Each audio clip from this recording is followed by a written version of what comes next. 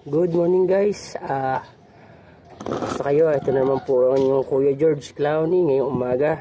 Dito ulit ako. Pauwi ako sa Laguna ngayong umaga. Ito, papataka ulit tayo ng ating mga alagang ibon. At saka mamaya pupurgahin natin yung dalawa nating inahin at saka yung natitira natin na natandang yung gagawin natin, yung broadcast natin kasi wala tayong kung ano yung last na video ko nung yung kinondisyon natin dito na kulay pula na manok. Nanalo na kaso ganda, papagaling pa, pero wala na tayong yung isa naman na may nakabili na nun, so wala tayong raga, magpapasampa tayo ng so mamaya pupurgahin muna natin silang tatlo para malinis yung nila sa loob nila, para yung similya nila talagang sa kanila lang dalawa. Kung mayroon man dating natira na yung mga naunang tandang na pinano, para malinis yung kumbaga sa tao yung bahay bata nung nanay, tsaka para matanggal na din yung mga pumibulati pa sa para maganda yung lalabas ng similya. Pero hindi rin natin sila mapapaliguan ngayon kasi paulan, ng pangit yung panahon, baka hindi rin matayo pag pinaliguan natin.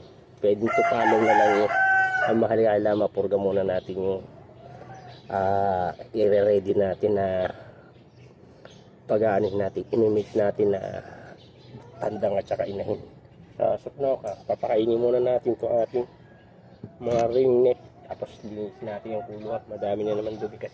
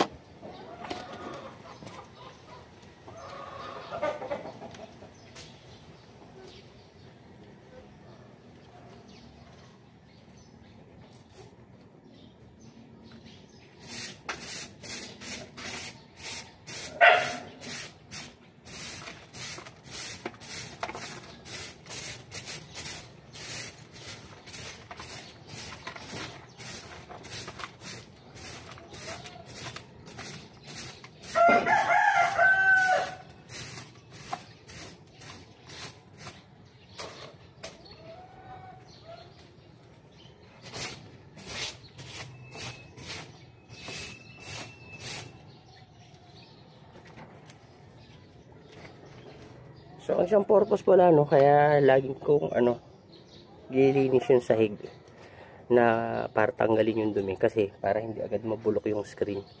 Kasi, yung mga ibon, manok, yan, kalapati, malakas yung pinaka-acid content ng yan, nung dumi. Madaling makabulok katulad yung pagka kalapati sa mga alulod. Ganun yan.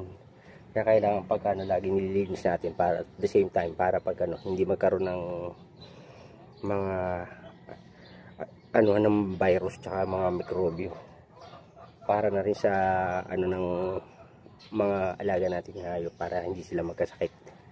Once na pagka masyado kasi yung dumi, madami tendency niyan, kakaroon sila ng sakit. So yun ang iwasan natin. So kung napansin nyo, ang laki na ng pinakain natin. So lumalabas 2 pares na sila.